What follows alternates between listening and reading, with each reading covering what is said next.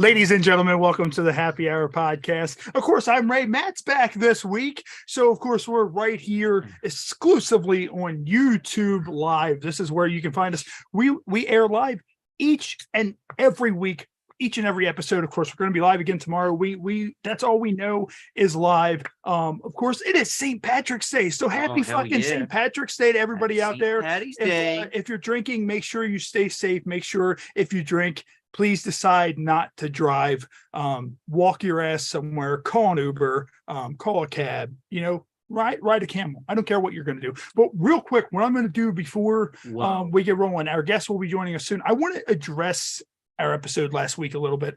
Matt, you weren't here. Of course, Darnell and Tom I wasn't here with me. And shit hit the fan. Yeah, and our guest was Brianna Diamond. And, we got her through Erica. Everybody's seen her on last year's HH Pod Rumble. We've been working with Erica since the inception of this podcast. We've never had a complaint from any guests on this show. Apparently last week, Brianna got offended by some of the jokes we made. We did a story, one of our Drunken News articles about a bride who had died and her sister took her place. It happened in India. Of course, India is infamous for arranged marriage and, people getting married young, like 16, 17 for the arranged marriage. So we're joking around. Of course, Tom was like, I hope she wasn't 9, blah, blah, blah. So we're kind of joking with that. She got offended by that. We haven't got any complaints by the fans. If anybody was offended by that, we do apologize for that. But also Brianna, just the whole time, she just seemed disengaged. She didn't like the story that we had about Ham, the first chimpanzee in space, which I don't fucking understand because it's a monkey who went to space. And she's like, well, I'm an animal advocate. You were joking he may have died. I was like, it was in 1960. That monkey's long fucking dead. So apparently she didn't have a good time. She just pieced out, which to me, it's like, if you signed up to do something, you stay till the end. We were getting ready to end anyways. We had 2 more segments we were going to do, and she pieced out. So for anybody who tuned in last week to see Brianna, we apologize that she left out. Sometimes things just don't work. We've never had a guest that was like that staged active complaints to their rep after the show. Sometimes it happens. As I said, there's much bigger fish in the pond of the industry that she's in that we had on our show that had a great time being on this show. Mm-hmm. So, I hate being that way, but it's no harm, no foul. We will be sharing that content. I have been sharing some of the content throughout the last week or so. We are not tagging her. I unfollowed her on social media. It's like she doesn't want to be associated with the show. I don't want to be associated with her. So, I just wanted to address that and, apologize to anybody who tuned in last week to see Brianna. I'm not apologizing to Brianna herself. She can go fuck herself for as far as I'm concerned, because I feel like, and even Matt, you watched back the stuff from that, and you didn't find it as bad as what she found it. So, Yeah, but then again, some people will get offended by other different things. Hopefully none of our fans did. It's really, like you said, no harm, no foul. No, we certainly do not endorse pedophilia and things like that. Yeah, absolutely not. Yeah, and I mean that's the thing. Never in that article did it ever say how old anybody was. Normally in India they do arranged marriages. Normally they wed at 13, 14. Sometimes it's that's the way it was. And we stated several times throughout that article that this is the way it is in that country. And even Erica, her own rep, said that is how it is in other countries. They were being culturally accurate. So, and Jason, of course, shout out to Jason. He said, hey, glad to see Matt's alive. We said you died in a parasailing accident last week. Damn. So that would be actually, honestly, that'd be pretty fucking cool because I don't parasail. So, but anyways, our guest is in the room, so we're going to go ahead and admit him. I just wanted to address that from last week. Normally I don't do that. Normally I move on, but that kind of rubbed me the wrong way and kind of bothered me with that. So our guest Alexander Raymond is coming in to the room now, and we're going to get rocking and rolling with Alexander. Of course, Alexander, he knows Tanya Tate over at Star Factory PR. He has his own Monstar PR. So awesome. He's been in Yeah. PR industry for over 20 years. Yeah, He has a comic book coming out. So he's been a publicist it's for, I think, I he's got like oh 20 yeah. years experience. And That's a lot. not to mention our shenanigans, our gimmicks that we do here. We're going to do all that stuff, but also I have so many questions just because he's probably dealt with so many people. He's seen so many things. He's a big horror guy. I'm a huge horror guy. You can tell just by my tattoos how much in the Wrestling horror fan. that I am. You know, he's into pro wrestling, of course. This show, when it exists, if it wasn't for me being a pro wrestler. So it seems like Alexander's still getting set up a little bit. So what we're going to do is we're actually going to get into our featured beer this week. Yeah. So we were talking You a son little of bit a about it. bitch. So our featured beer is the Copper Can Moscow Mule. So this is what it looks like. Of course, it's in a copper can. So make sure you look out for that. And I didn't know any of this. I just picked it up and you mentioned it to me. Hello. And hey, what's up, Alexander? How you doing, man? Hey, how you guys doing? Good, good. All We're right. we're just doing our featured beer real quick. We were doing it while you were getting all set up. So of course it's Copper Can Moscow Mule. It says bringing quality to the can since 2016. I did not know that this is the equivalent of 3 shots. So Well, it says that right there, Ray. It literally says it. Well, I'm right here. sorry. I But, missed you it. know. Excuse me. And Alexander, man, how you doing? Like, it's a pleasure having you on the show. Of course, you're in the works of doing a comic book. So tell us a little bit about that. How did all that come to be? Of course, you did PR for over 20 years. How did it go from doing, the PR stuff that you've done to just doing, the rise of the Femonsters? How did that come to be? Well, promoting other people for, going on a couple of decades, having my own projects that I wanted to do. So I thought it was time just to start doing my own. But the comic book came about was I'm always been a big fan of, Universal Monsters and Hammer Horror, that type of stuff. And so one of the things I wanted to do is I wanted to write a comic book, but I didn't want to work with other people's IPs. It just seems like, when you're playing in other people's sandboxes, that you're kind of limited to what they want you to do, or there's always some kind of limit as to what you did. So I just created my own characters. I mean, a lot of them are pretty much not based, but inspired by those classic monsters that you might have seen in those old movies, and just kind of updated them, brought them into where we are now. And it's a pretty fun read. It's action, horror, people's heads get chopped off, blood, everything, vampires. Predominantly all the monsters you've seen over the years have been men. So I kind of want to do a little reverse of that and have them all women. And I think it works out. Nice. We're launching the Kickstarter for it a week from today. So Nice. I wanted to, take some time to promote it, let people know about it, and get it going. Now with that, would you compare it? And, this was one of the, when you said, kind of modernizing it, and would you kind of consider it almost like kind of like a horror version of The Boys? Like you're kind of taking those monsters and just kind of bringing like those characters kind of like as like kind of like a Boys type thing, but like with horror, legendary monsters. Not as much in that sense, because with The Boys, they poke fun of a lot of tropes of superhero comics, and like a lot of the things that we may take as goofy, they kind of poke a little bit of fun of that, which is totally cool. But I kind of play it straight and not really hit on some of the goofy aspects of the horror genre. I just wanted to play it straight and hopefully build it up to a little bit more. I mean, eventually I want to create a whole universe of different characters, and eventually, start branching off and doing other stuff. But for this run to establish these characters, I'm playing it straight. It's just wall-to-wall action. And it's crazy coming up with all these characters. It's almost like you are world building. You have to create all these new characters to make the story make sense. And it's been a journey. I mean, this has been a couple years in me making this. This has all been paid with my own cash. I started from the beginning. I'd get rid of my collectibles, some of my collectibles, just to like finance this book, because I didn't want to like it come out of my, my own my home finances or whatever. And so, and that's what's been beneficial about that, is that I've been able to look at the writing a lot and rewrite and totally make it sense. And so when someone reads this, they can get in depth with it and really enjoy these characters. And it looks like, of course, behind you, it looks like you have a couple of the covers or what are to be the covers. Yeah. This is one of my favorite comics is Legion of Monsters from the 70s. It was a Marvel comic. So I had an artist do like a homage to that. That'll be the on one of the covers. And this over here was just promo artwork to promote the comic, but that'll be one of the covers, probably the next issue. Awesome. So I mean, yeah, all this, it's just been costing money to get all this stuff done. I mean, but it's been worth it. I mean, like I said, it's an IP that I own, and hopefully I can grow it to expand, comics, more comics down the line. I'm working on an animated version of the pages so that it'll be like an animated comic eventually.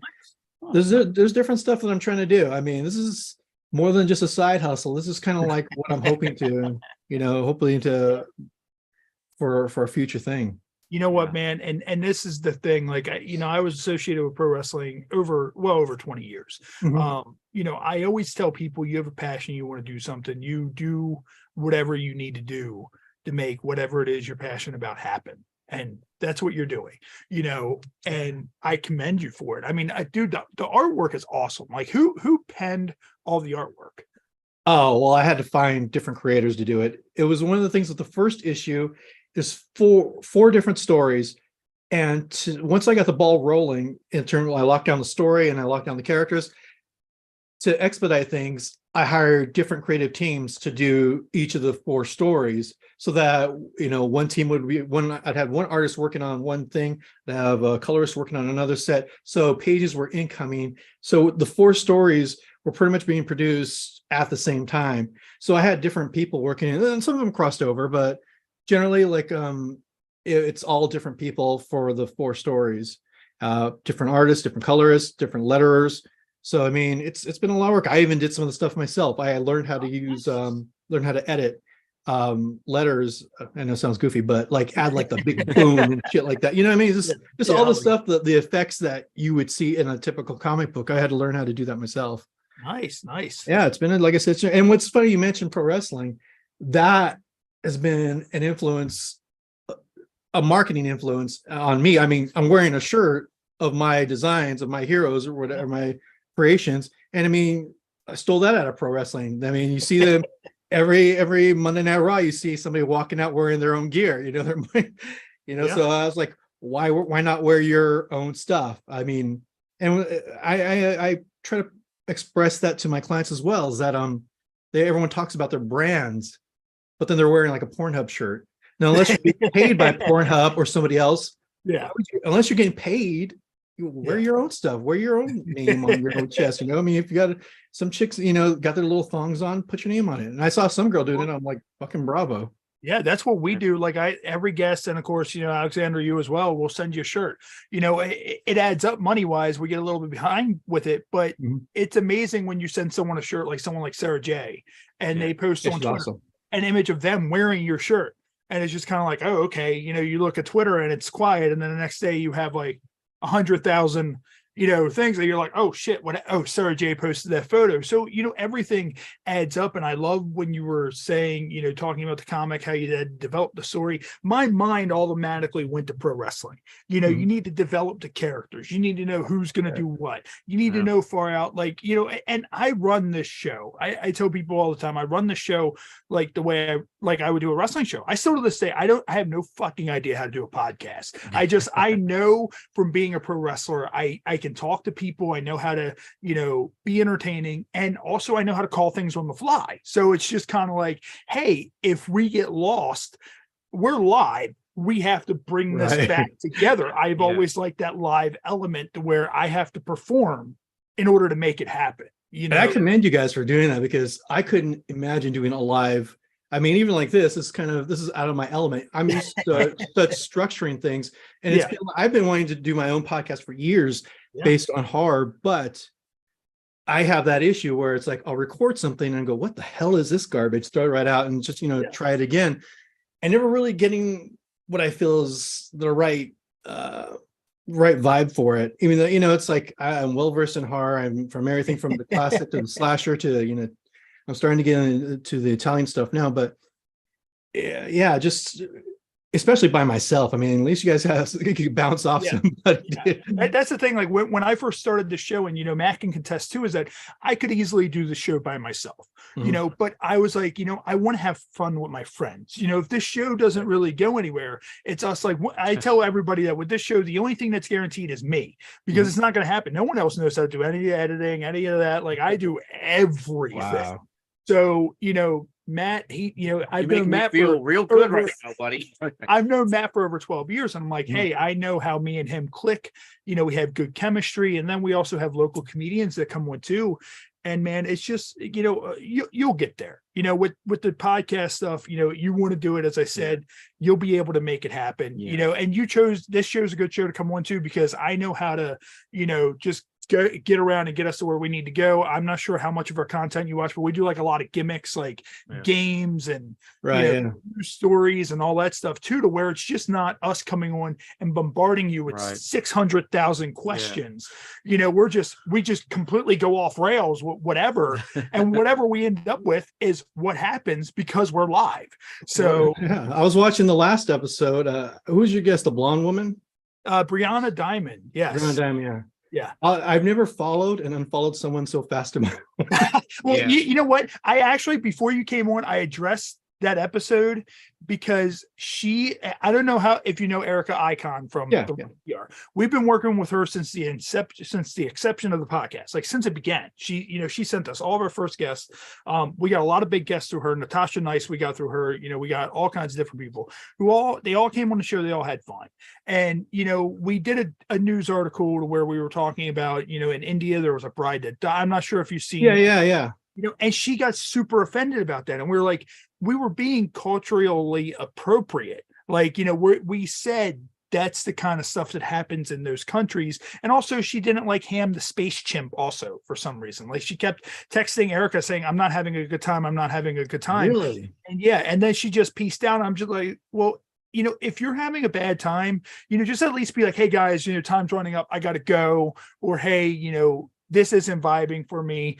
I apologize. I'm going to go. And we'd be like, okay, cool. But just kind of, leaving out when we've advertised you and people could be tuning in to see you, I don't understand. It happens. Everybody gets their guests with that. But for the most part, everybody comes on, has a great time, and that's just the kind of thing. A lot of times it's just kind of like a picking and choosing. Like, somebody will come on and we'll just kind of be like, okay, what can we do with this episode? Like, maybe they'll get a kick out of that. We kind of read the room a little bit. But she didn't seem like that, she was discontent with anything. She was laughing, commenting back. Yeah, she was talking about gargling piss and everything. And I was like, we were like, wait a minute. So you're talking about gargling piss? I'm kind of offended. But I mean, that's the thing. Like, that's what we didn't understand. We're like, well, what the hell? Why is she's so upset? But even her rep was like, hey, she's a little, she's being oversensitive. But what we're gonna do real quick, we're going to get into one of our things that we had on our show preview.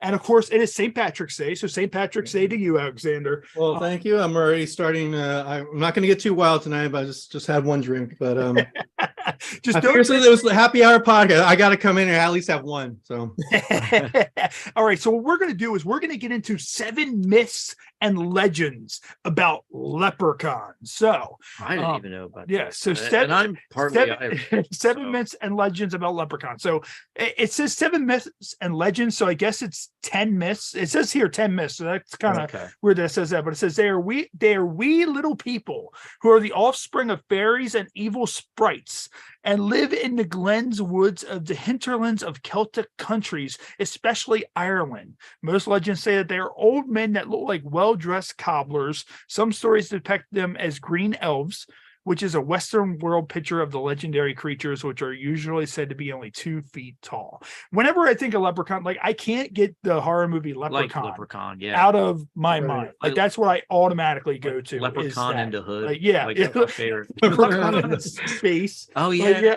Space too. Dude, you gotta go to space, right? Oh, like they were gonna send Michael Myers to space. Like once a horror franchise has gone to space, it's made it. Jason went to space. I love that movie. movie, man. Oh yeah, it had such good kills. Like Uber Jason also was chef's kiss the way he looked with the steel.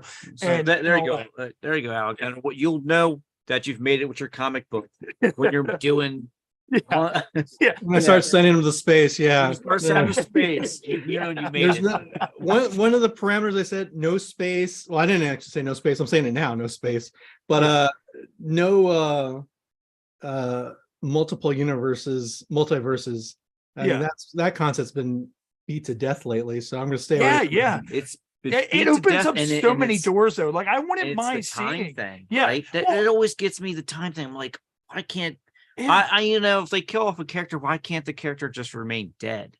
Yeah. You know, like I understand people like he's a fan favorite, but I mean, they need to do a new multiverse for Halloween because that drizzling pile of fucking shit that they had this past Halloween. I don't know what the fuck it was. It wasn't a Halloween movie, but that drizzling pile of fucking shit that they had. Like, Halloween is its own multiverse at this point. I mean, there's like Jamie Lee Curtis dies in one and she's alive and I'm like, wow. Yeah. But no multiverse for him. But the good thing with monsters, actual vampires and werewolves, is they can die and come back, as we've seen, Christopher Lee and Bela Lugosi done a bunch of times. Oh yeah. And so now some of the other ones, it says the best way to catch a leprechaun. So if anybody ever wanted to catch a leprechaun is to sneak up on him when he is mending his shoes. So I guess just grab a little sack, and while he is mending to his shoes, you just throw it over him. I've never mended a shoe. How often does a leprechaun mend to his shoes? Yeah, like how does what is mending of a shoe? Like a fucking shoemaker, and he's just like just sitting there. I mean, I'd be pretty distracted too, like really intense. It says leprechauns are evil mischief makers who play pranks on humans, such as causing small accidents around the house. Okay, what's a small accident? Because we've seen the leprechaun movies, like it's a small accident, like he puts a rope down and you trip and fall down on an open flame on the stove. Is that like a small accident? Like, I don't really understand what like small accident would be for them causing that. I didn't know all this about leprechauns. So here's another one. One very old Irish legend says a leprechaun is actually an Irish godlug, whatever an Irish godlug is. After the Irish people let go many of the old gods, Lug evolved into a fairy cobbler named Lug Crowmane, which means little stooping lug. That's a lot to take in, right? I have no idea what any of that shit means. And it says, in order to protect their famous leprechaun's pot of gold. That's what I'm getting to, is where's the pot of gold stuff? Yeah, the fairies gave them magical powers to use if they were captured by a human. So we see that in Leprechaun. Like he's doing whatever he can to protect his gold. So if he has to bite all of your fingers off, like the first one, he was like, I remember it like it was yesterday when I watched that, he was disappearing and reappearing in like the kitchen. Oh yeah. Grab the guy's nuts. Yeah. It says when found by humans, leprechauns are often drunk. They are said to love Guinness and Irish whiskey and known to outdrink a 300-pound man without being worse for wear. I would like to see them outdrink Andre the Giant. Sounds like me. That's and no one has ever seen a female leprechaun. And it says leprechauns are also renowned for their ability to hypnotize humans and escape from their clutches. So if they hypnotize you though, what are they going to have you do? Like part of me hopes is that like a leprechaun just sits there and he hypnotizes you and he's like, suck your own dick for 30 minutes. And then he just bolts out of there. He's just like, I'm out. Peace out, Girl Scout. Hides like his gold. Hides his gold. Hides his gold in your rectum or something, like something crazy. What's the deal with no women leprechaun? I mean, I don't understand. Like how are they asexual? Like do they does another leprechaun just fall out of the one leprechaun's ass and then it's just another leprechaun? Like I don't. Okay, now I want to see sexy leprechauns. I know. No.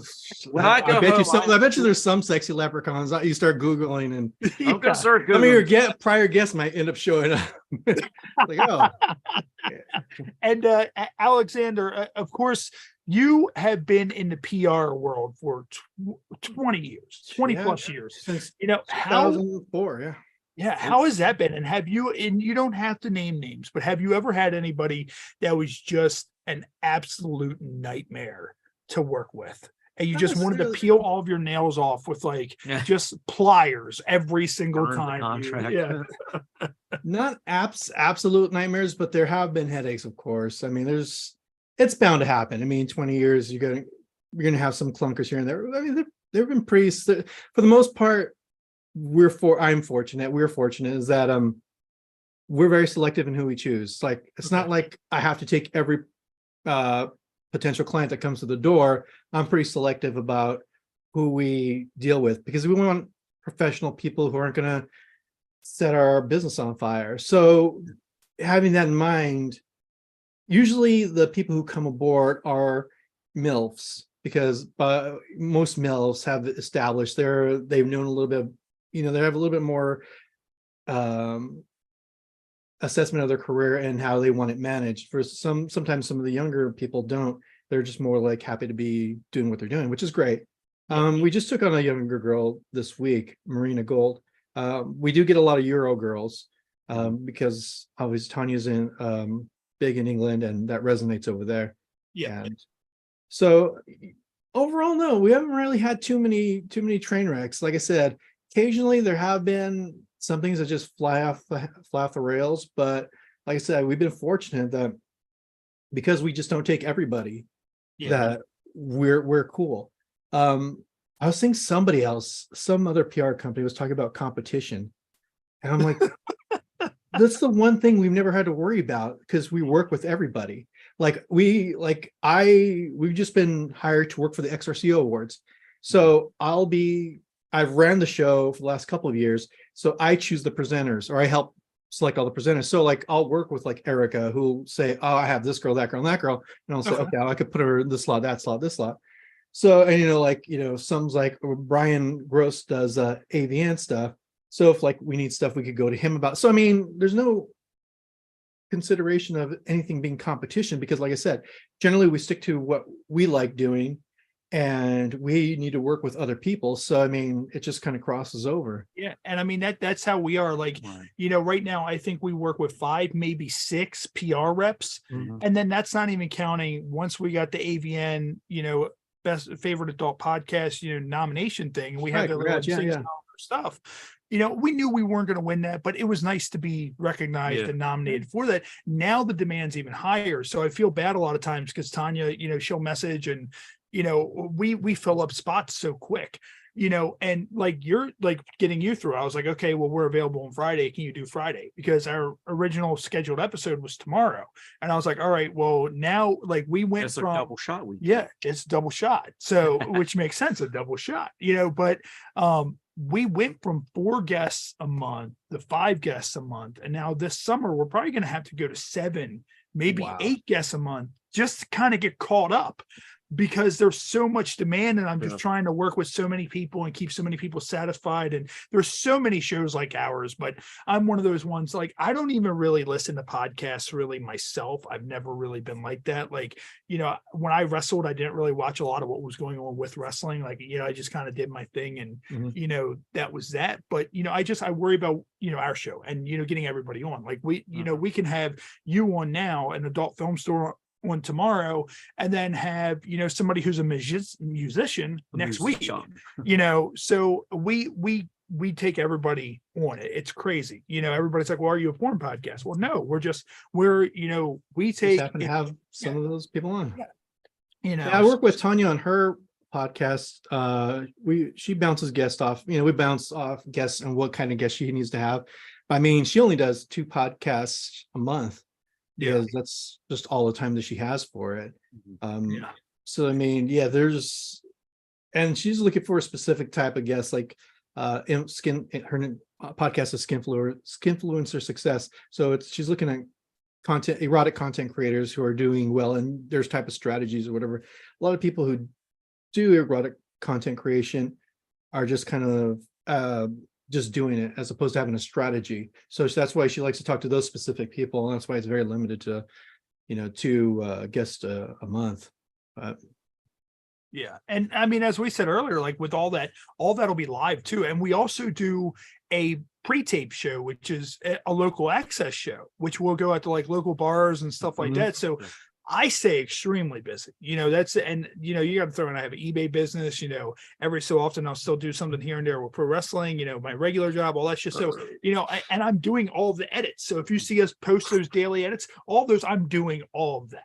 So yeah, you guys are promoting. I was trying to keep up. I'm like seeing all this promo code. I'm like, God damn, yeah, you're and on a machine. But if you're not putting content out, people aren't going to see it. Right. And, I'm trying to just catch up the episodes we had before. I'm finally now breaking them down in 10-minute intervals and posting them clip by clip on Twitter. So I'm almost caught up with that so I can focus on more of the newer stuff, and it's always just being creative. Like we're doing the HH Pod Rumble. You've probably seen us advertise that, which is like the Royal Rumble with one of the games that we play, and we send a championship belt out, like a championship belt, one that I have back behind me, to the winner of that. So, and here I'll actually, without killing us, because the shelf is leaning, because it's so fucking I actually heavy. just got this done up, which is one of the championships I won in my career. So, I want to get like a display case for all the titles that I won. So I just got this made up, and the guy who made this, I will have him do a custom Happy Hour Pod Rumble Championship, 2023. We sent one out to Johnny Goodluck, and it looked like the WWF Attitude Era Championship belt, like the look to it, and so the HH Pod Rumble Champion, and he won it last year. So we're still in the process of booking people for this year's to bring back 30 guest elimination style for that. So it's always fun, just trying to be creative, trying to get new stuff out there, stuff that other people, aren't doing, and all that stuff. So Alexander, with that, like, of course, I saw you post, I saw a photo of you with Natalia from WWE. So do you go to are you backstage at a lot of shows? Do you know like a lot of the mainstream performers, or were you just kind of hanging out and just ran into Natalia? No, you're sort of hang out backstage at a WWE event, but no, we were asked to go backstage. Cool. I guess I do know some of them now, some of the superstars now, but mostly Tanya knows them all. She's she's like, she introduced me to Sheamus, who she knew back before he was with WWE. Like because Liverpool is just right across from Ireland, so I guess she knew him from over there. I had my first Guinness with Sheamus at his house once. Nice. Really what's funny is his character is, I would say, not very nice. He's kind of a mean dude. But I mean, honestly, I'm just hung out with him that one time. But when I left his house, he's giving me a stack of Marvel comics, and he made sure I watched Rick and Morty, and he was a really good guy. I mean, that's the thing. It's like, they're such ordinary guys. Like I was like a big in your face, like, jackass type heel. And then when people met me, they're like, man, you're like the most laid back, chill guy in the world. I'm like, yeah, it's a character. Like, we're just regular human beings. We just have an extraordinary talent, and we're able to go out there and perform and, do whatever. I know Tanya was always a huge, like, I've seen her post photos from all kinds of different, shows. Actually, shout out to Al Snow. Al Snow was on the show. I've done a handful of shows. Really? Yeah, I think actually Al may be inducted into the Hall of Fame this year. And the reason why I think that is because Mick Foley recently posted that he had gotten a phone call from somebody asking him to induct them into the Hall of Fame this year. And he didn't say who. And I was like, there's only one person. That's fucking Al Snow. And, because Mick and Al Snow always had that close partnership. They're like best friends. So I was like, that would be great for Al, because Al was a great guy. I've traveled with him. I've never had the chance to actually work in the ring with him, but I've been on shows with him. He's been on this show. It's fun, the shit you get to do in this podcast when it exists because of the pro wrestling, stuff. So. Natty was cool. She was a really nice person. When I went backstage at that, I think it was a SmackDown, and man, I was just looking around, and there's like Liv Morgan, and then there's Triple H, and I'm like, whoa. X-Pac was there. So I mean, and Triple H is a big dude. I never realized how huge that guy is, but he's like a walking house, man. Just big guy. And I'm 6'1", but he's just like just muscle. is it just me, or is Liv Morgan kind of like Jesse Jane's doppelganger? Like Dude, every time I so see many times I've noticed that too. yeah. Like every time I see her, I'm like, that's Jesse Jane. Because Jesse Jane, before we had the podcast, we did a TV show locally called Happy Hour TV. And that's what this themed off of. And we kept the same theme. And we had Jesse Jane on that show 4 times. So I was just like, every time I see Liv Morgan, Natty's my favorite diva out of all WWE. Anyway, so when I saw that photo, I was super jealous. I was like, oh man, like he got to take a photo with Natalia or whatever. But no, I mean, man, it's fun. It's, cool being able to go back and meet everybody. Yeah. Met Big E a few times. Big E's been by the house. He's awesome, dude. Nice. He signed a bunch of stuff for my son. Well, my son's got like a lot of autographed action figures already. He's got a little collection. He's only 5, but he doesn't even know he has them yet until until he gets a little bit older. Because if I hand it to him now, he's the first thing he's going to start ripping them open. So I'll wait till he gets a little bit older, then I'll start hanging them up. He has a bunch of autographs already. Nice. And I'm not sure how familiar you are, but some of the guys that I actually, James Ellsworth, have you ever heard of James Ellsworth? I came up with him. I worked him a handful of times. Adam Cole, he was in NXT. Adam Cole, I was his second match ever in Maryland. So I know Adam Cole very well. He's in AEW, of course, former WWE guy. Drew Gulak, who's in WWE. I was able to do a lot of stuff with him. It's just crazy looking at WWE and AEW and seeing some of the guys that came in that I've worked with and I've done stuff with. And I'm just kind of like, man, Jesus Christ, like, it's a great time, to be an in-ring performer. And I retired like a couple of years back, went into the EWA Hall of Fame in 2019. And, now I'm just doing this. So, it adds up and it's fun and brings you a lot of good shit. So, yeah, I was thinking about WrestleMania is coming up, and before the pandemic, when it was announced that WrestleMania was going to be in LA, I think it was going to be in 2020 or 2021, something like that. Yeah. I was planning on going the full all days, NXT, both nights of Mania and going to the Raw after. I was planning on doing it all, but now I'm just a little slower. I don't think I can hang for 4 days of nonstop and all the events circling around it. I told, I was like saying, I'm just going to go all those days. I'm going to stay downtown and just hit up all the events and everything. But now I'm like, dude, I don't know. It's coming to Philly next year, which is right, our backyard. We're in Baltimore. So, Philly. And I was like, oh man, that'd be great. Like, I went to WrestleMania when it was at MetLife Stadium, I think for WrestleMania 29. And that was fun. But I was like, I feel like that was kind of like an off Mania. So I might try to go to the one in Philly. What we're going to do another news article real quick. Then we're going to take a short break and then we'll come back with our games. Do you have a little bit of time, Alexander? Yeah, man, I'm here. Okay, cool. So what we're going to do, we're going to get into another one of our news articles, which is a leprechaun robbed a bank on St. Patrick's Day right before being shot in a bizarre incident. Holy crap. So let me just go ahead at that. So it says obviously it was right here, St. Patrick's Day can be a weird and wonderful time as people around the world don their green hats and stick on their ginger beards to celebrate the international holiday. However, one man tried to use the luck of the Irish to pull off a major bank robbery in America while dressed as Leprechaun. The man staged the robbery in costume and later died during a police shootout on St. Patrick's Day in 2010. A seasonal robber, the man had also held up a bank 3 days before Christmas wearing a Santa suit. Wow. Oh man, so this is like the holiday like robber, like theme. Yeah, like serial flavor. He's like I wonder if he did an Easter Bunny one. It says investigators of the Nashville suburb of Latin said information from the FBI had linked David Christopher Cotton, 20 years old, to the December robbery. Oh, it shows him in the stuff here. Hold on, it shows him real quick. Like, yeah, we hit that's pretty good. Great. All right, so you ain't fooling anybody with that disguise.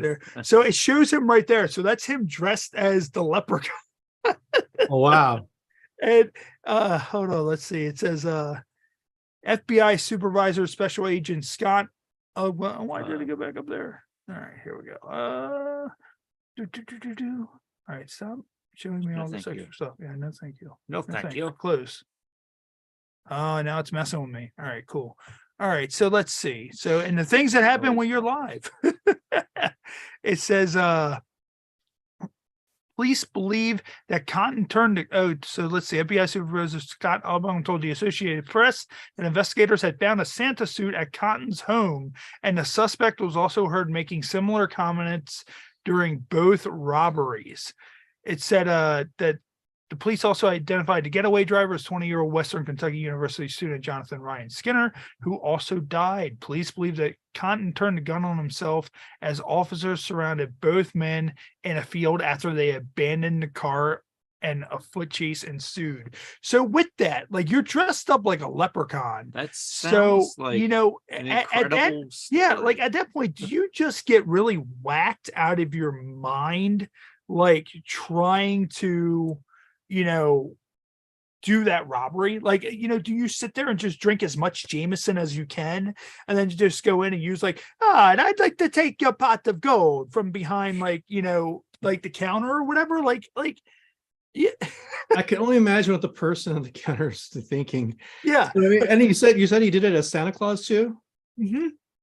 Yeah. Like, imagine doing it as the Easter Bunny. Like, it just I know, walking. or that Valentine's Day was with the little diaper and the bone. With a diaper and wings. Yeah. Fuck Yeah, walking around. Cupid. He walks in dressed up like Santa, and little Johnny sees him in the bank, and he's like, Santa. He's like, get the fuck out of here, Johnny. As he like, Get out of here. guy faces him down as he runs out the front doors with all the money. But I would hope, if you're fleeing the scene as Santa, like, you need to have your buddy in like a sled. Like, he Like a needs to be sled. dressed up like a reindeer on like a sled with wheels, and he just runs, and you hop in the sled, and he's just mushing you along. And because that's me, Or if you I'm a just cop, fucking dress your Yeah. car up like a fucking deer.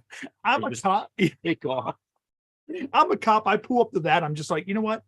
We're gonna let him go. Right. I Fuck think you this. win. Like, yeah. Like, you're like, oh, you win. You win. You win.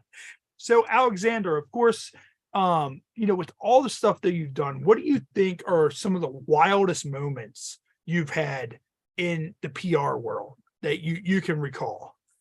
Well, there was one wild moment. Well, I don't know. I wouldn't exactly call it as wild, but it was pretty fucking weird. I mean, it's not something you see every day. And then when I explain it to you, you'll be like, well, you kind of do see it every day, or maybe I would see it every day. Anyway, so I used to work for Exoticas, the Exotica Yeah. conventions. Yeah, we've Yeah. been there. Yeah, we I- went in December. Yeah, for about 12 years, I would work. I was a talent liaison, and I'd work either the Bad Dragon spotlight booth where all the stars Okay. were, or they changed names over time. I think now it's Little Oil Fans booth. But anyway, and at the time there was like this. It's a big square, and there's like curtains blocking the back, so people can't just see what's going on. You know, where talent goes and leaves their stuff when they're signing, whatever. And for the Exotica shows, I'm sure you know is that generally there's no alcohol allowed on the floor. Sometimes there are in special VIP areas, but you can't just walk around drinking. You're not supposed to. Yeah. Anyway. And there's no nudity. Like, all the girls have pasties on. Yeah, I mean, yeah, they have to be It's covered. pretty. They take it to the edge with some of their thongs where a girl bends over, you get seeing everything. But pasty wise, they're kind of covered up. So I'm walking around, I'm checking on the girls, making sure everything's cool. And like I said, there's these curtains, and the curtains have a wide opening between them. So you kind of see in there. I look in there, and there's two performers having sex. Just like yeah. pow, pow. And it's like not discreet or anything, just fucking going at it. And I'm just taken aback because there are police that circle the area too, because just in case anything happens. We have our own security, but we also need police just in case anyone needs to be removed or whatever like that. And so I had to shut that down quick. So I had to tell a dude who's in the middle of banging this chick that they needed to stop. And they were cool with it, but it was a very awkward conversation they needed to have. And afterwards I had to go sit in the office for a while because I've seen people have sex in person before because I've been on sets and but it's not something you see out just when you happen to be walking around a convention, you look over and it's like, whoa. Weren't they supposed to be at booths though? That's what I don't understand. Like, they were having sex and like they were at Exotica. So they weren't supposed to be signing at their own booths, sure, but I guess they just said fuck it, literally fuck it, and went in there and did that. And there's been other stuff too. Like, I've been popped for I used to go on the road with girls and for feature dancing gigs, and so usually I pack a light bag. So occasionally talent would shove other stuff into my bags just because, I just got a shirt and, some pants, whatever. And they pack, boots and extravagant things. One time I was going through security when they flagged me and they're like, we search your bag? I'm like, yeah, do whatever you got to do. They open it up and what set off the alarm, or not the alarm, but what got me flagged was all the fleshlights I had in my bag. So they start pulling out all these fleshlights and not just one, there's 1, 2, 3. What is this? Open it up. Like, oh, it's a fucking vagina. So, I mean, so is there a bomb inside this pussy? Yeah, well, it's a bomb pussy, but there's no bomb in the pussy. But yeah, so stuff like that. I mean, there's also random stuff like getting called up at 2 a.m. for coke, and I'm like, what are you talking about? I don't even I don't do drugs, man. I got my own problems. I don't need you calling me up at 2 a.m. Well, that was a long time ago. CSA pulls out the fleshlight. They just look at it and they're like, you know what? We're confiscating this. And he just has himself a ball with one of those fleshlights after taking it. Now with Exotica, and I remember talking about this when we covered Exotica.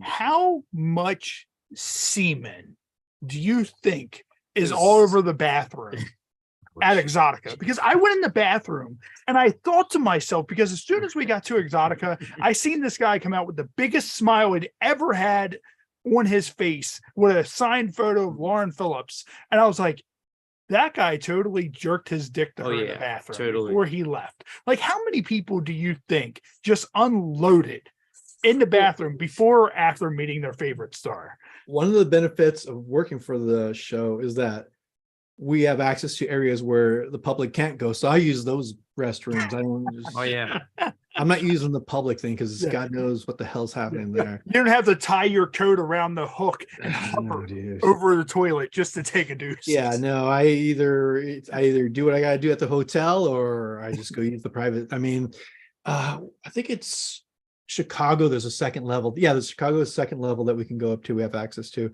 Jersey, we just have special areas that are locked off. So I mean, yeah. I mean, I used to love doing Exoticas, but man, after 12 years of doing it, it's like just it became more of a task. Yeah. Well, I mean, and also too, some of the girls or some of the talent that they used, it became, I didn't know who they were. Like when there was time, there were years where I knew everyone, but then after the pandemic, new flock of performers came in. I didn't really know who they were. Some of them I met and got along with cool. Some I didn't really vibe with. But I mean, it just also came to a point where I've been doing it for a long time. I mean, if they ever call me back, sure, I wouldn't mind doing 1 or 2. But for the time being, I mean, it was a good gig. It showed me how professionally a convention can be run because they were just straight professional. They were like, they had it down to a science. And I go to other conventions like here in LA. I went to Monster Palooza and I went to some other ones, some horror conventions, and they're not as well run as Exotica was.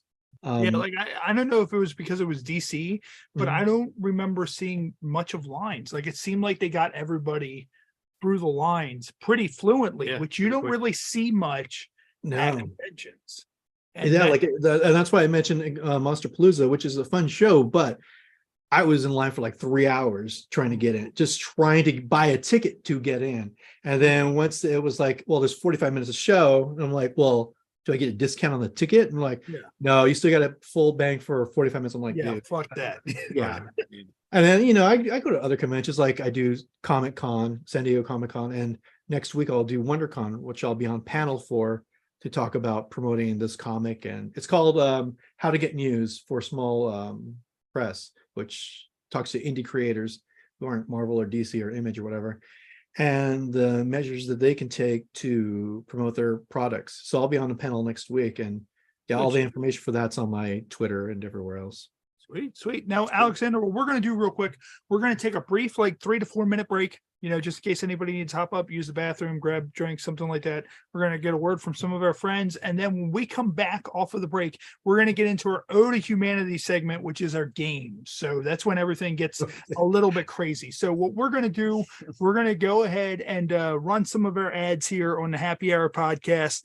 And we'll be right back in a couple of minutes right here on YouTube Live. Hey guys, this is Alexis Fox, and you're listening to the Happy Hour podcast.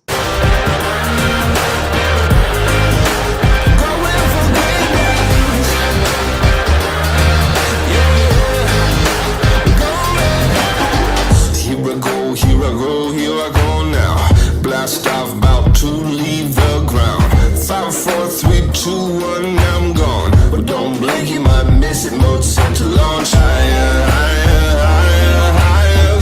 Cooking and smoking, spitting fire. Say what you will, call me a liar. Don't believe me, look in my eye. Better suit up for a showdown. Give me that kingdom, hand me my crown. This is my time, I've waited long enough. I'm taking my moment, don't matter how it was. No regrets, no matter how hard it gets. I'm going for greatness. Hello, my name is Bubba Almany. I am a bodyguard who has been in the security industry for over a decade. My team and I offer a variety of security services that cover all aspects of security operations. We have secured some of the highest profile clients and largest events in the world.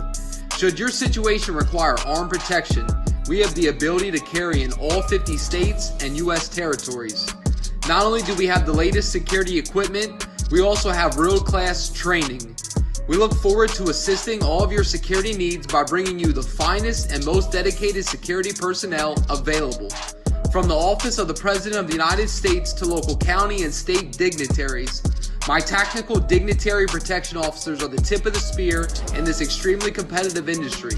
Let my highly trained staff protect the asset today. We can be contacted via the email and number below. Thank you. In a world full of hunger and thirst, one restaurant will attempt to satisfy these cravings forever.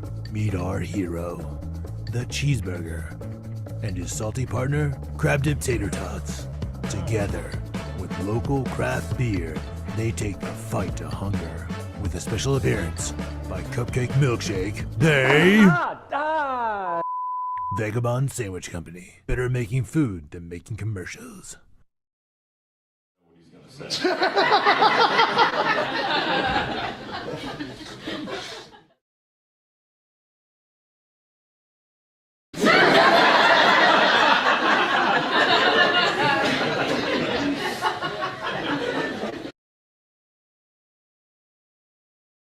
But with a heart on.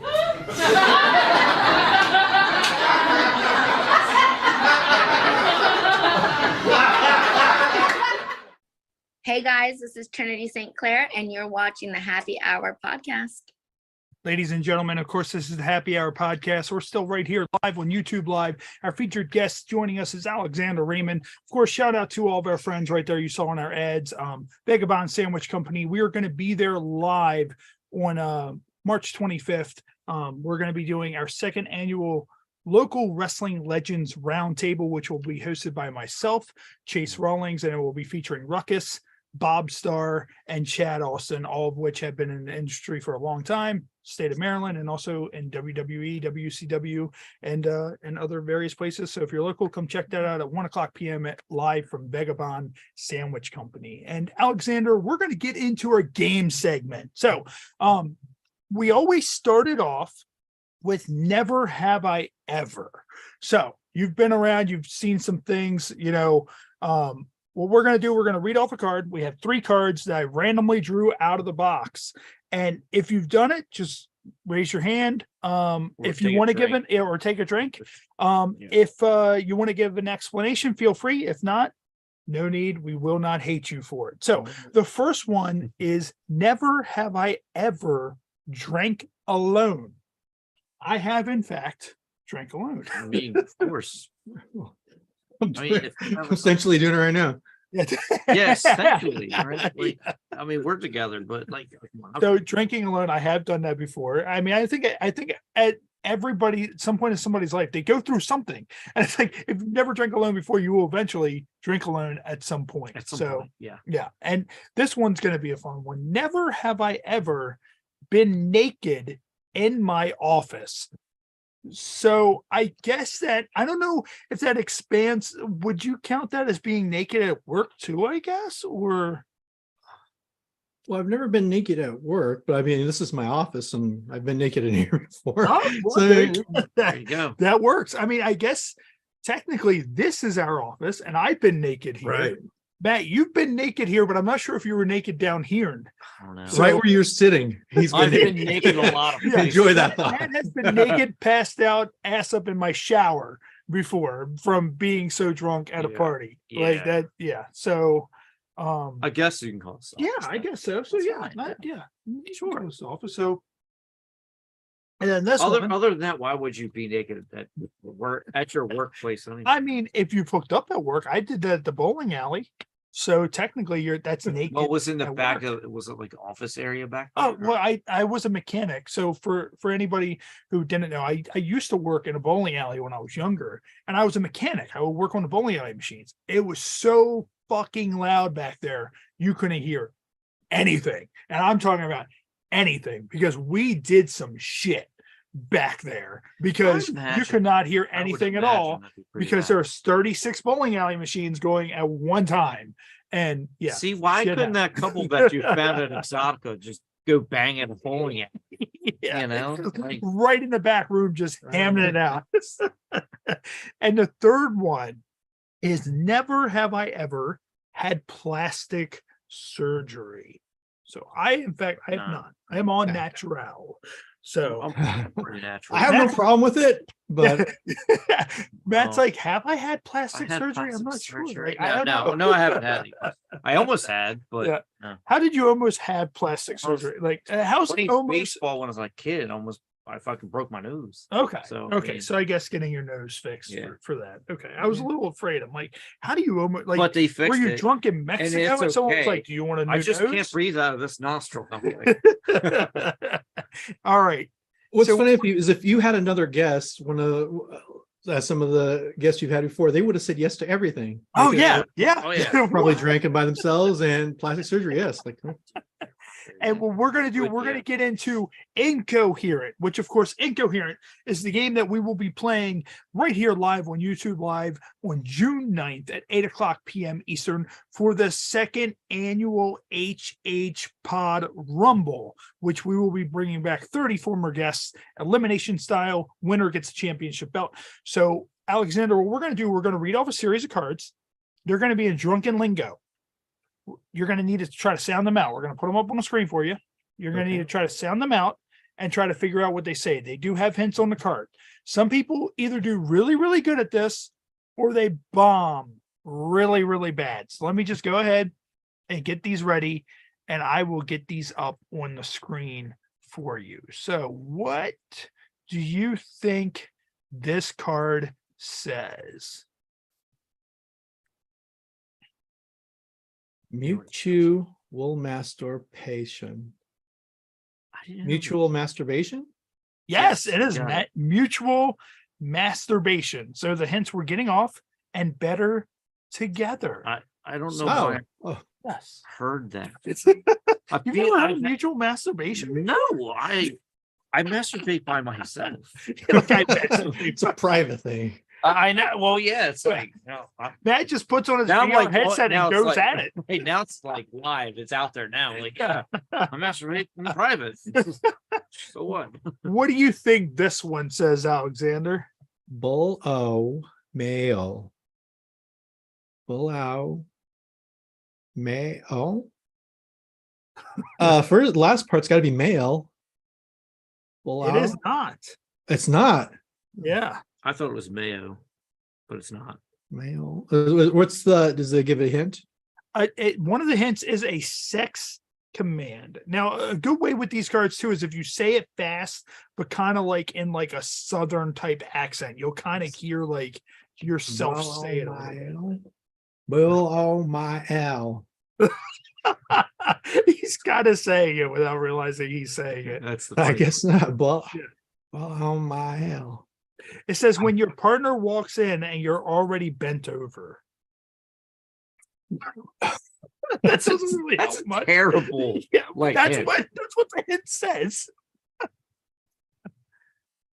All right, Bull when o you my L. I have no idea. I'll give you a better hint. When you're removing snow, what do the trucks use? plows. Okay, so that's the first word. So plow is the first word. So it's a sex command and something you would do to your partner when they're bent over. So plow. Blow my hole. Oh. Plow my hole. Yes, my plow hole. my Now say it hole. again. The other one was easier. Did we do which one is so we Oh, need that one. So this yeah, we one did right this here. one. So what do you think this one says?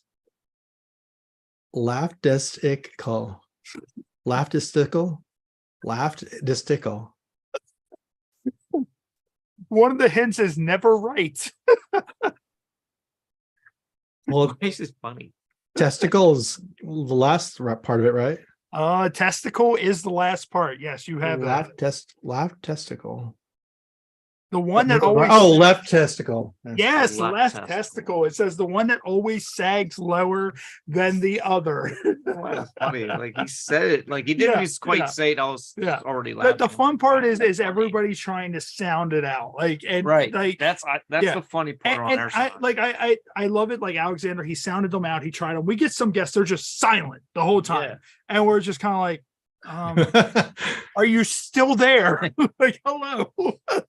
It was just too much. All right. So, of course, with this segment, it's called Ode to Humanity. So we end the segment. Have you ever played Cards Against Humanity? No. Okay. I've heard of it, but I've never played it. Okay. So you kind of understand what Cards Against Humanity is. It's a very fucked up card game. So normally with Cards Against Humanity, you have a black face card, and then you have a series of cards you need to choose the answer for. We obviously can't do that here on the show, so we do it roulette style. So we're going to read off the black face card, and then you're going to choose a number between 1 and 6, a lucky number between 1 and 6, roulette style, that will answer that card. If you don't like the answer, you get 2 rebuttals to choose a better answer. So the first one is, why am I sticky? So 1 through 6, what do you think 1 through 6 will be a random number for So that I choose a number? Yeah, just choose a random number. 4. 4. All right. So number 4. So What the hell? why am I sticky? Ejaculating live bees, and the bees are angry. So are you satisfied with that? Or do you want to choose another card? Let's choose number 2. Number 2. All right. So number 2. Let's roll the dice. Why am I sticky? Patty mayonnaise. So if anybody knows the show, Doug, you're sticky because of patty mayonnaise. Now you get one more rebuttal. Do you want to use that rebuttal, or do you want to stick with patty mayonnaise? I don't remember what Patty Mayonnaise is, who that is. I know Doug, but I don't know about Patty Mayonnaise. She's like the blonde girl that wore the blue sweater all the time. That was like kind of like his girlfriend, I guess, or whatever. Fuck Doug then. I'll take his girlfriend. You'll stick with patty mayonnaise? Yeah, sure. All right. So those cards will now, the rest of them will be recycled in the next week. Now we're going to do another one. So millions of copies sold. Donald Trump's The Art of Blank. 1 through, this is going to get fucked up if he says 1 through 6. 6. 6. All right. Okay. So, Well, this all is right. easy. So millions of copies sold. Donald Trump's The Art of a Balanced Breakfast. Do you like that card? That's not him. Okay. So you want to use your rebuttal. So all right. McDonald's was I know he's probably got like 10 Big Macs ready to roll. I mean, Jesus Christ, man. What number do you want now? Number 1. All right. okay. We can go. All right. Millions of copies sold. Depending on how you feel, I know this is And we're not a political podcast, but this is was just random. a card that we drew out of the box. Millions of copies sold. Donald Trump's The Art of Seeing Things from Hitler's Perspective. So, Oh shit. I mean, so like I said, depending on how you feel about Trump, I mean, it could be it's somewhat accurate. yeah. Probably about 7 million. So Yeah. So do you want to stick with that, or do you want to choose your last rebuttal? No, yeah, I think that's pretty Okay. there, yeah. All right, you're gonna hold. All right. So these one, some of these, that one right there. I was like, yeah. Jesus Well, that one, Christ. the next one, that would have been even worse. So this was pretty light, actually. Yeah, that's That was good. I like that. I like that. So What happens when someone gets political? Have you ever had that happen where someone just starts going off the rails? not really. I mean, we just once they do, I just kind of redirect Right. because like me, like I'm one of those guys that like I don't know, like my whole political thing is I don't really care about politics or anything like that. Like a politician's never made my life better. I wake up and have the same problems no matter who's in the office, who's in control, whatever. So, and there's just so much shit like that out there. Like people get so bent out of shape about So political involved stuff. with it, yeah. We're just like, we just want to come on, have a good show, talk to people. Like, who's got time? I mean, I'm like kind of like more of your rationale where it's like, dude, I got shit I got to do. I got a comic I got to promote. I got, got all these clients I got to adhere to. But I see people on Twitter just like that's their day. It's just Yeah, man. And I'm like, what the fuck are you doing? Yeah, they're losing friends and like not talking to people because they don't have the same political view, and it's just like, what the what is this? Like it's literally like no matter what side it is, it's kind of like cult like stuff from both sides. Whatever side you're with, it's just I have to admit, I'm a blocky motherfucker. I block people left and right just because, like I said, I just don't have the time to like someone post something stupid. I'm like, dude, I just don't have time for this shit. Yeah. And just keep going. I mean, I was joking online saying that I was going to release my block list. I mean, my block list isn't very interesting. It's just a bunch of people who fake bot accounts, that type of thing. Yeah. I mean, I did block Elon Musk like years ago. But I mean, other than that, I mean, I took a look at my block list and it wasn't that interesting.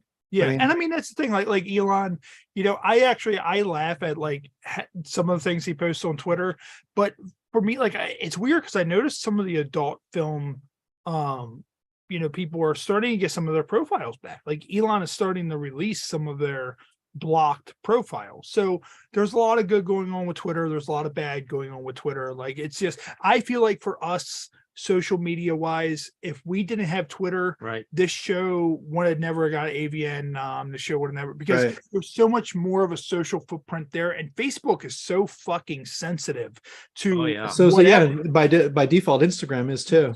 Yeah, like I've screen grabbed some of the things that Facebook has hit me for, and it's like fully clothed women, like there's not even cleavage or anything, just like a full one-piece bikini, or not bikini bathing suit, and just like I'm like, they got me for that. But then it's like you'll see other pseudo celebrities or actually celebrities with just just covering their nipples with fingers or whatever, or like you'll see Britney Spears will just have a little heart covering her vagina, but otherwise she's just full on out there. But sex workers get bashed for the smallest thing. Like Tanya she's just been like through so many Instagram accounts because they keep knocking her.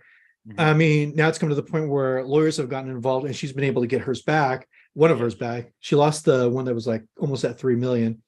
But I mean, and like Jill Cassidy tweeted the other day that she lost hers, but she was able to get hers back. And it's like, you try and help these people out, but it's just like, it's just a challenge with trying to get these to keep your social media profiles afloat with people who are just kind of targeting you. Yeah, I mean it's insane. Like Twitter was always kind of the Wild West. I think it always kind of the Wild West, which is good. I mean, it has more of one retweet. I've always said one retweet can mean the world. Like for us, we get one person retweet. Next thing we know, we're getting followers like crazy. And what we're going to do real quick, we have a segment called "How Did We Get Here?" So I'm not sure if you saw any of that from our episode last week, but what we do is we show an image. Normally this week it's not as bad. Normally what we do is we show an image of a really brutal injury, and then you need to figure out how did we get here. This week it is not that bad. So mind you, this was the segment that I guess Brianna was just kind of like, yeah, I'm done, and then she just signed off once we made it to this segment. So this one for this week is going to be this. So this is obviously a man who climbed up a telephone pole, and he is hitting the live line with a steel rod, and he is being electrocuted. I mean, that's self-explanatory. So, I know. Dumb ways to die. So how did we get here? It looks like he's trying to grab something, or I guess no. Would be a No, top kite. here seems yeah, like a what little, is yeah, that little thing right there. Is that a squirrel? Is he trying to knock a squirrel down? Like, hey, dead fried squirrel. Like, I didn't even notice that. Yeah, like Well, you knew there's back in the something day, right there. because Like, I see the yeah. palm tree. I'm not exactly Oh, sure. I see the palm. You know, back in the day, you used to throw your shoes back up on the Right. like, Yeah. Yeah, yeah. Maybe he was like, "Fuck, I actually need those." He does look like he may be barefooted. So maybe he is trying to get his shoes down. But so if you were to guess, how did we get here, Alexander? Those were a nice pair of shoes. You need some new kicks. Yeah. I feel like when you've had your Facebook deleted for the 100th time, this is how we got here. What about you, man? I'm not sure, but I'm going to tell you, he got there without having an education. I feel like he got here and then there wasn't much he got to after this because like that dude. I'm curious because there's another photo underneath. Yeah, what that actually is. Yeah, I don't think they're even going to show that. They're like, we can't. What was the one last week? The one last one. Let me see if I still have that photo. It might be in my recycle bin. So here, Archives. yeah. So let me see if I can get to that from here. Yeah, it won't let me minimize while I'm live. So it was actually, hold on. Let me see if I can find it. So I'll Google search it real quick. I can't Google search it there because that will take us off live. So let's see.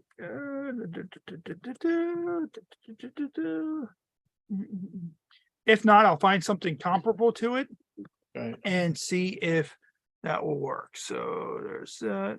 Oh, okay. Here it is right here. All right. So that was easy enough to find. So since you asked for last week's and Brianna did not want to do it, then I will let you do last week's this week. So how did we get here with that? Jeez. It's like, oh, fuck, I see it now. Oh, man. I got to go back here and watch her reaction for this.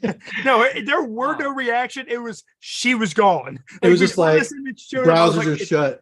Yeah, yeah. She didn't want to like throw up. That's probably what it was. And you know what's funny? When I looked up horrible arrow injuries, there were like hundreds of images like this. So I guess people shoot themselves in the hands all the time, and it looks like the arrows like split. Yeah, they split. When they go, like I never knew they did that. I'm That's pretty sure that they're insane. made of like some, like what the hell are they made of? Like fiber? Yeah, Like, they're just, I feel like arrows are fiber. They're definitely not wood. They're definitely not like not anymore. Yeah, yeah.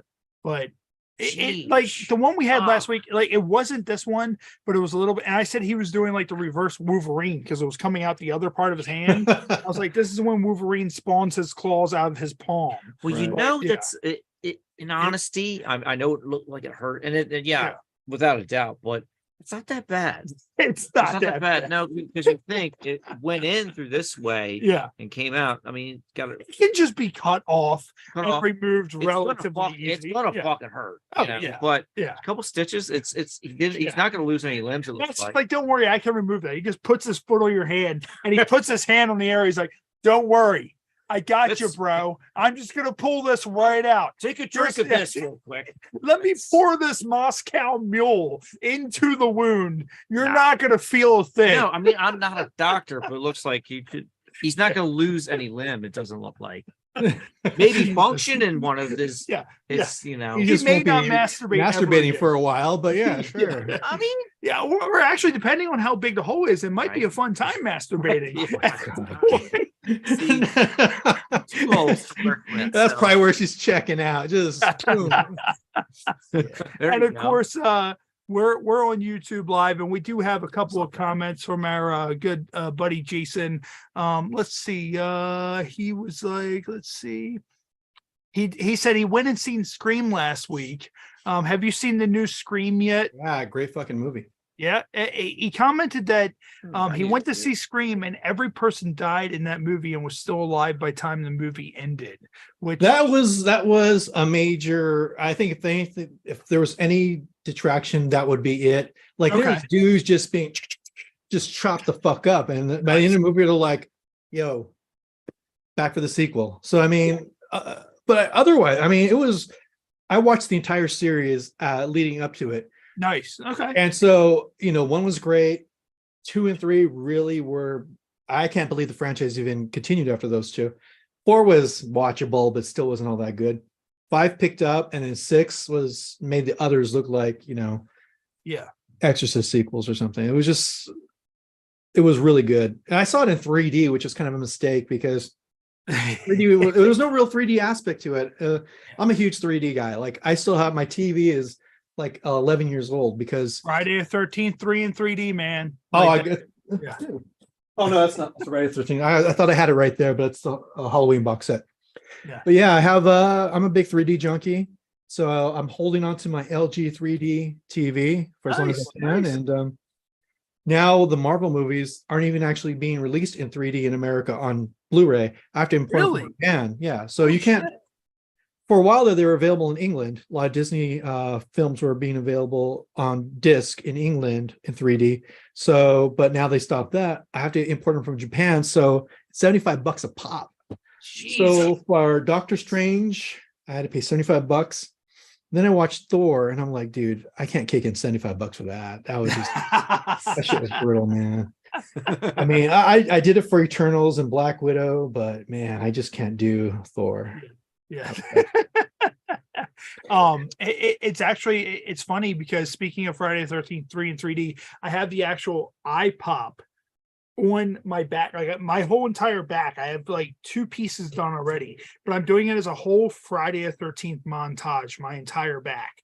What's your favorite movie? Friday the 13th, out of all of the Friday the 13th, I honestly feel part 6 is my favorite. And that's just for the look of Jason and just the quality of kills that he had in that movie. I really connected with that. And fortunately, we were able to have CJ Graham on the podcast when we first started, which was real cool too. Because you got to realize with that movie too, he had the kill where he folded the sheriff in half like a sheet, cut 3 people's heads off at once. He put the guy's face through the side of the RV trailer. And just that whole thing. Like, I remember when I did my Hall of Fame ceremony in 2019, I had a shirt that I had done up of when I came back, and I was gone for 5 years prior. So I got into the best shape of my life, and my shirt literally said Chase lives, just like Jason lives from that movie. So, I always grew up with Friday the 13th, and I always wanted to do something for it. I told my tattoo guy, hey, I have this idea. And he's like, bro, you're asking for way too much for like an arm, a leg, whatever. He's like, would you consider doing your back? And I'm like, fuck it, I'm going to tattoo my back anyways. And yes, I have the head squeeze from that. And I have my favorite death from part 7 on there. And also, which is when he had taken the axe. It's him in the doorway with the axe raised. And he had taken the axe and put it in the blonde girl's head and then tucked her back and threw her across the living room. And she slid across the table and knocked the TV over. So, see, I don't think 7 gets enough love. I love that movie, but yeah, I love Zombie Jason 6, 7, and 8. So you're you're a Zombie Jason guy. Yeah. 3. I'm a toss up between 3 and 4 are my favorites. It's hard for me to choose one of those. But I mean, when you start looking at the franchise, just there's so many good ones. 6, like you said, 7. Even X is great, and the reboot was great too. It was like a best of. So I mean, there's so many great movies in that franchise versus like Halloween, where it's like there's some good ones, but then you start hitting some clunkers. And like I said, Scream, yeah, man, that's how much of a homage did they pay to Friday the 13th Part 8 in that? I know they like hinted a lot of things in like the trailers and the poster art of when Jason took Manhattan or whatever. Like, did they Ghostface takes Manhattan? Yeah. It wasn't not too much that I remember. It was the better trailer. They showed him on the subway train. Yeah. And it showed like all the horror icons. Like they had a Pinhead and all them. Yeah. So that's kind of a cool, little scene to do there. And we're gonna let you go ahead and get ready to get out of here soon, because I know you've been on with us for a while, and we're gonna let you get out of here. What do you think now that the lawsuit is over for the Friday the 13th stuff?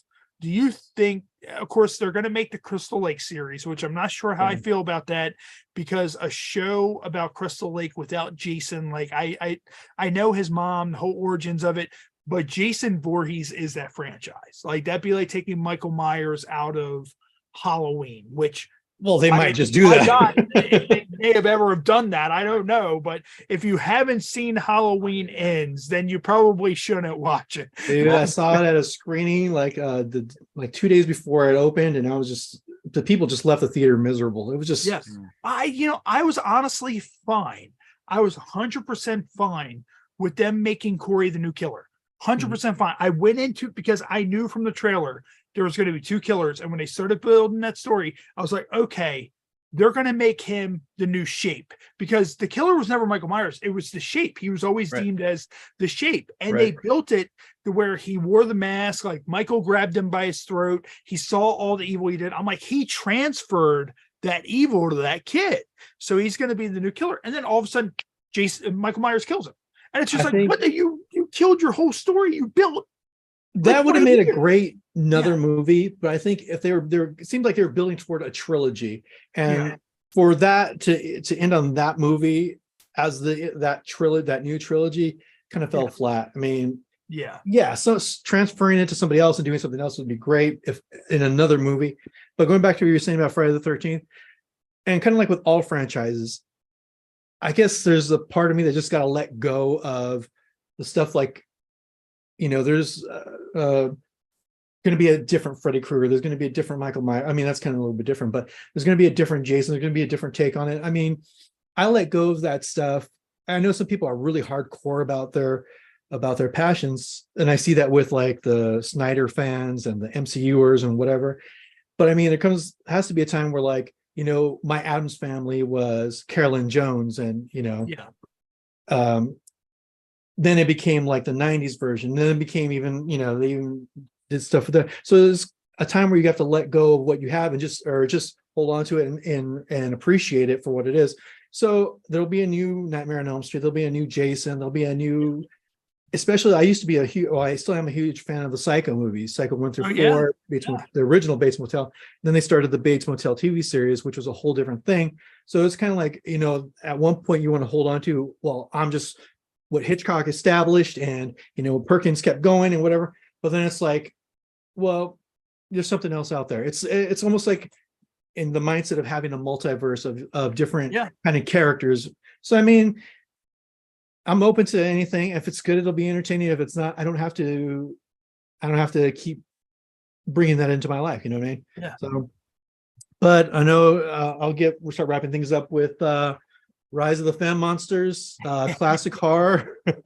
This is a whole new universe. It's a new beginning for horror fans to enjoy beautiful women and awesome outfits. Fans of Hammer Glamour. I was inspired by Ingrid Pitt. Some of the actresses you see back here: Ingrid Pitt, Carolyn Monroe, Veronica Carlson, those types. So I mean, it's a whole different thing. It's fun, it's action, it's adventure. Like I said, vampire with a sword, a werewolf with a gun. It's all hell's gonna break loose. Yeah, and there's a not safe for work version as well, right? Some of the covers, yes. Some of the covers, I have an artist do a safe for work version. MG Curves, he's a great artist. He does like a lot of porn stars. He'll do like Angela White, etc. And he did two versions for me. Tanya Tate does a cosplay cover for me, and I hopefully will have other adult actresses. Dude, I'm using all the pull I can for this project, man. I'm going to reach out to everybody. It's like, y'all want to be on a comic book cover? Let me know. We're going to make it happen. So if anyone has any favorite adult actresses they want to see dressed up in a horror gothic type setting, just let's try and make it happen. That's cool. That's real cool. Sure you guys, who I think would, and if you haven't done it already, I think Brittany Amber would probably. I love Brittany. Yeah, she's on my short list of people I want to approach to do it.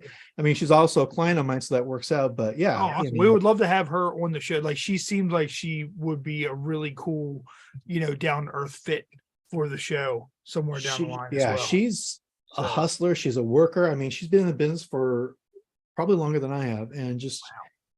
She's someone who's been around, and then I would say when she acquired that kind of MILF title is when she really took off. Yeah. I mean, she was like working, doing scenes. I'm sure she was booked constantly. And I knew who she was, but when she hit that MILF status, it's kind of like it ignited and it just worked for her. And she started winning awards, and people, we had her host the XRCO Awards a couple years ago. I mean, she's just fire, man. She's just one of our top clients. I mean, there's no denying it. Yeah, we'll put the word in. Yeah, sweet. And Alexander, we're going to go ahead and let you get ready to get out of here, man. We appreciate you coming on the show. Of course, our show goes all kinds of different, which ways. Alexander, where can everybody, if anybody wants to get your comics, if they just want to say, hey, if they want to find you, of course, don't give your address out, but where can everybody find you if they want to get a hold I'll of give you? somebody else's address out. I won't give mine out. Yeah. No, home base is pretty much like Twitter at Monstar PR. That's pretty much home base, and y'all can find me there. Same as on Instagram, and from there you can find links to everything else, to the comic, to the PR stuff, Star Factory PR. You can see all our clients there: Alexis Fox, Brittany Amber, Catherine Knight, and all the rest. Hold on, let me give them a shout out before I forget. D Siren, Jenna Starr, Marina Gold, Sarah St. Clair, Tanya Tate, and the XRCO Awards, which we're really happy to be working with. And yeah, man, we got a lot of stuff going on. Awesome. And Cool. Alexander, we're going to let you go ahead and get out of here. Would you be able, once we're done, to hang out for 1 second for us once we conclude? Yeah, sure. Awesome. So we're going to be back here. Of course, this is our double shot weekend. So Alexander was tonight. We're going to be back here tomorrow, a very special start time. Normally we don't come this early. It's going to be 10 a.m. Eastern time tomorrow. It's going to be myself and comedian Tommy Simbazo. And our featured guest is going to be Malka. Malka is a foot fetish model. And Tommy Simbazo is into feet. So what we're going to do, we're going to find some of the ugliest feet that we can find Jesus online, and we're going to ask her what those feet have to do to be successful OnlyFans feet. Yes. So that should be interesting. I might even have Tommy Simbazo throw a photo of his own foot in there and see if she can identify Tommy Simbazo's foot.